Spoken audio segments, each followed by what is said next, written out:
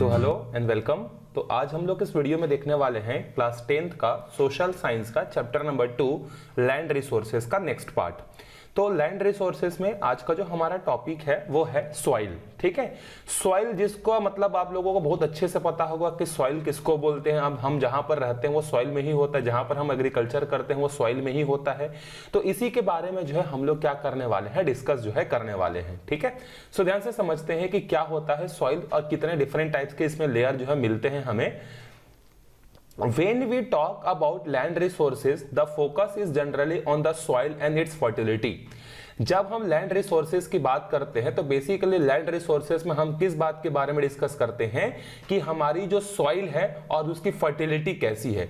Land resources word जब हमारे दिमाग में आता है तो यही दो चीज आती है, सॉइल और उसकी fertility. Soil is the most important component of land resources. Land resources की अगर हम लोग बात करें तो सबसे इंपॉर्टेंट जो उसका कंपोनेंट है वो क्या है, आपका सॉइल ही है।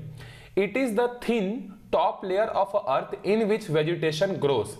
तो सॉइल होता क्या है, हमारे अर्थ का सबसे टॉप वाला लेयर जहां पर क्या होता है, बहुत सारे वेजिटेशंस होते हैं। वेजिटेशंस का मतलब होता है छोटे छोटे प्लांट्स होते हैं, ट्रीज होते हैं, एनिमल्स जो इसमें रहते हैं उसी को बोलते हैं सॉइल बोलते हैं। तो अगर आपको सॉइल का डेफिनेशन पूछेगा तो क्या लिखोगे कि soil is the thin layer, soil is the thin top layer of earth in which vegetation grows. Soil is formed by the weathering of rocks, temperature variation and the vegetation play an important part in this process. अब देखो soil क्या होता है, आपको पता चल गया कि अर्थ का सबसे टॉप वाला लेवल होता है जहां पर वेजिटेशन ग्रो करते हैं, उसको बोलते हैं सॉइल। तो ये तो हो गया सॉइल का डेफिनेशन, सॉइल क्या होता है। अब ये सॉइल का फॉर्मेशन कैसे होता है, देखो तो सॉइल का फॉर्मेशन होता है जो बहुत बड़े बड़े जो रॉक्स होते हैं ना, चट्टाने होती हैं, जब वो चट्टाने क्या होती है, ब्रेकडाउन होती हैं, उसी ब्रेकडाउन से क्या होता है, सॉइल का फॉर्मेशन होता है। अब देखो ये जो रॉक्स जो होते हैं, बड़े बड़े रॉक्स जो होते हैं वो ब्रेक कैसे होते हैं, जब रॉक पर क्या होता है, बहुत ज्यादा टेम्परेचर वेरिएशन होता है और बहुत ज्यादा जब बारिश होती है। जैसे मान लो कि एक बहुत बड़ा रॉक है, बहुत बड़ा चट्टान है, उस पर जो है 3 महीने कंटिन्यूअसली जो है बहुत ज्यादा क्या हुआ, तेज धूप पड़ा। तो धूप पड़ने के कारण से जो कोई भी चीज होती है जिसको अगर हीट मिलता है, हीट चाहे किसी भी तरीके का मिल जाए उसको, चाहे ह्यूमन बीइंग से मिल जाए या नेचर से मिल जाए या सन से मिल जाए, किसी भी चीज को जब क्या मिलती है, हीट मिलती है तो वो एक्सपांड होने लगता है। तो जो रॉक वगैरह जो होते हैं, बड़े बड़े पहाड़ जो होते हैं या पर्वत जो होते हैं या जो बड़े बड़े चट्टाने होती हैं, इनको गर्मी के महीने में क्या मिलती है, बहुत ज्यादा हीट मिलती है, जिसके कारण से वो क्या होते हैं, एक्सपांड होते हैं। फिर आपको पता होगा कि जब समर सीजन खत्म होता है उसके बाद रेनी सीजन आता है, तो रेनी सीजन में 2, 2.5, 3 महीने उनको क्या मिलते हैं, कंटिन्यूअसली जो है क्या होती है, बारिश होती है, पानी मिलता है। फिर पानी मिलने के बाद जैसे रेनी सीजन खत्म होता है, विंटर सीजन आता है, तो उसी रॉक को अब क्या होने लगता है, हीट के बजाय जो है अब क्या मिलने लगता है, वहां पर हीट का कंडेंसेशन होने लगता है। मतलब आप समझ लो कि टेंपरेचर बहुत कम होने लगता है। तो उस चट्टान में देखो कितने सारी वेरिएशन हो रहे हैं। एक बार टेंपरेचर बहुत ज्यादा हो रहा है जिसके कारण से वो एक्सपांड हो रहा है, बारिश हो रही है जिसके कारण से उसमें जो है क्या हो रहा है, वाटर जो है फ्लो होकर जा रहा है। फिर जब ठंडी का टाइम आएगा तो उसमें हीट जो है नहीं मिलेगा तो कॉन्ट्रैक्ट होगा। देखो किसी भी चीज को अगर ठंडी चीज होती है ना, ठंडा जब मिलने लगता है तो कॉन्ट्रैक्ट होने लगता है, सिकुड़ने लगता है, और गर्मी मिलती है तो क्या होने लगता है, फैलने लगता है। तो यह प्रोसेस जब बार बार होगा, क्या होगा, साल भर में कुछ महीने में वो एक्सपांड होगा, फिर कुछ महीने कॉन्ट्रैक्ट होगा, फिर एक्सपांड होगा, फिर कॉन्ट्रैक्ट होगा। तो किसी भी चीज में बार बार कॉन्ट्रैक्शन एक्सपांशन होगा तो ब्रेक होगा कि नहीं होगा, ऑब्वियस ही बात है। आप किसी तार को पकड़ो और तार को पकड़कर उसको क्या करो, पहले खींचो फिर छोड़ो, फिर खींचो फिर छोड़ो, फिर खींचो फिर छोड़ो, तो एक ना एक टाइम ऐसा आएगा, चाहे 100 बार करने से आए चाहे 200 बार करने से आए, लेकिन एक टाइम ऐसा आएगा जिस टाइम के बाद वो जो वायर है वो क्या हो जाएगा, टूट जाएगा। तो सेम चीज रॉक्स के साथ भी होता है, बार बार उसमें टेंपरेचर वेरिएशन होने के कारण से क्या होता है, एक्सपांशन कंट्रैक्शन होता है, जिसके कारण से वो ब्रेकडाउन हो जाता है। फिर क्या होता है, over time water and temperature fluctuation gradually break rock into the smaller pieces. वही बात बोल रहा है कि बार बार टेंपरेचर और वाटर के फ्लक्चुएशन के कारण क्या होता है, छोटे छोटे पीसेस में जो ब्रेक हो जाते हैं। और ये जो छोटे छोटे जो फाइन पार्टिकल्स होते हैं ना, ये क्या करते हैं, जो प्लांट्स होते हैं, जो एनिमल्स होते हैं, उनके साथ ये मिक्स हो जाते हैं। फिर मिक्स होने के बाद इन प्लांट्स और एनिमल्स में क्या होता है, ह्यूमस होता है। तो ह्यूमस होने के कारण वो जो रॉक्स के जो छोटे छोटे पार्ट्स होते हैं ना, उसमें ऑलरेडी कैल्शियम वगैरह वगैरह, मैग्नीशियम वगैरह मिनरल्स ऑलरेडी होते हैं, लेकिन जब ये एनिमल और प्लांट के साथ मिक्स होते हैं तो उनको ह्यूमस भी मिल जाता है। तो जैसे ही ह्यूमस मिलता है अब ये सॉइल में जो है क्या हो जाता है, कन्वर्ट हो जाता है। Over a long period of time this mix get converted to the soil. अब ये ऐसा नहीं कि एक दिन में हो जाता है, इसको कई साल लगते हैं, कई सालों के बाद जो होता है वो सॉइल का क्या होता है, फॉर्मेशन जो है होता है। Plants get their nutrition from the soil. Animal and other living creatures depend there directly or indirectly on the plants for their food. जितने भी जो प्लांट्स होते हैं, इन प्लांट्स को जो है फूड वगैरह कहां से मिलता है या न्यूट्रिशन वगैरह कहां से मिलता है, इन्हीं सॉइल से जो है मिलता है, जो कि रॉक्स के ब्रेकडाउन होने से बने होते हैं। फिर जब ये सॉइल जो होता है ये पेड़ पौधे को क्या करता है, प्लांट्स को जब न्यूट्रिशन देता है तो उसी पेड़ पौधे को जो बाकी जो लिविंग एनिमल्स हैं वो उन पर डिपेंडेंट होते हैं, उसको खाते हैं। तो डायरेक्टली या फिर इनडायरेक्टली इसी सॉइल के थ्रू ह्यूमन बींग्स को भी क्या मिलता है, बहुत सारी न्यूट्रिशन मिलता है, लेकिन वो न्यूट्रिशन डायरेक्टली ना मिलकर इनडायरेक्टली मिलता है। पहले किसको मिलता है, पहले जो छोटे छोटे प्लांट्स होते हैं उनको मिलता है, फिर प्लांट्स को ग्रो करते हैं, फिर प्लांट्स को हम लोग खाते हैं, फिर वही न्यूट्रिशन हमारे में भी आता है।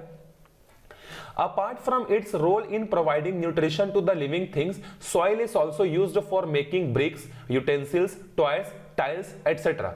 अब ये जो सॉइल जो होता है ये न्यूट्रिशन तो प्रोवाइड करता ही है बहुत सारे प्लांट्स को, इसके अलावा भी वो बहुत इंपॉर्टेंट रोल प्ले करता है। किस किस चीजों में, ब्रिक्स के फॉर्मेशन में। ब्रिक्स जब हम घर बनाते हैं तो ब्रिक की जरूरत पड़ती है कि नहीं, तो ब्रिक के फॉर्मेशन में होता है। फिर उसके बाद उसके मिट्टी के कई सारे जो है बर्तन बनाए जाते हैं, यूटेंसिल्स बनाए जाते हैं, मिट्टी के कई सारे टॉयज बनाए जाते हैं। इसके अलावा आपके घर के फ्लोर में जो लगा हुआ है तो जो टाइल्स लगे होते हैं वो बनाए जाते हैं, और भी बहुत सारी चीजें जो है क्या की जाती है, सॉइल से जो है बनाई जाती है। Most rural houses have walls and floor plastered with the soil। और आप लोगों ने देखा होगा कि जो रूरल एरिया होता है उस रूरल एरिया में जो घर की जो दीवारें होती हैं उनमें क्या होता है, प्लास्टरिंग करने के लिए ज्यादातर सीमेंट का यूज नहीं होता है, बल्कि किसका यूज होता है, वहां पर जो है मिट्टी से जो है क्या किया जाता है, दीवारों की जो है प्लास्टरिंग जो है की जाती है। If you observe the foundation of a house or a well while it is being dug, you can see the soil is spread in layers। जब घर बनाने के लिए आप लोगों ने देखा होगा कि जब जमीन की खुदाई की जाती है, डगिंग की जाती है, तो सॉइल के आपको डिफरेंट लेयर देखने को मिलते हैं। कभी आप ध्यान देना कि आपके गांव में किसी के घर में अगर क्या बन रहा है, घर बनना स्टार्ट हो रहा है, तो घर बनने स्टार्ट होने से पहले फाउंडेशन किया जाता है। फाउंडेशन मतलब जमीन के अंदर खोद कर जो है उसमें फाउंडेशन डाला जाता है, ठीक है। तो अगर कहीं पर हो रहा होगा या कहीं पर कुछ बड़ा कंस्ट्रक्शन हो रहा होगा ब्रिज का या कैनल का, तो आप वहां पर देख सकते हो कि वहां पर जब गड्ढा खोदा जाता है तो उसमें अलग अलग लेयर्स आपको देखने को जो है मिलते हैं। These horizontal layers are called soil horizons, और इन्हीं को क्या बोला जाता है, soil horizons जो है बोला जाता है। These horizons can be divided into 3 parts। और ये जो सॉइल के जो डिफरेंट लेयर्स होते हैं जिसको हम लोग होरिजन से जानते हैं, ये जो होरिजन जो होते हैं उनको 3 पार्ट में डिवाइड किया जा सकता है। क्या क्या है, ऑर्गेनिक लेयर, मिनरल लेयर और बेड रॉक लेयर। देखो यहां पर आपको पिक्चर में दिख रहा होगा कि सबसे ऊपर वाला ग्रीन ग्रीन दिख रहा है क्योंकि यहां पर प्लांट्स हैं, फिर नीचे जाएंगे तो ऑर्गेनिक मटेरियल दिखेंगी, फिर बीच में जाएंगे तो मिनरल दिखेगा यहाँ पे, फिर नीचे जाएंगे तो बेड रॉक दिखेगा, बहुत मोटी मोटी चट्टानें देखने को मिलेंगी।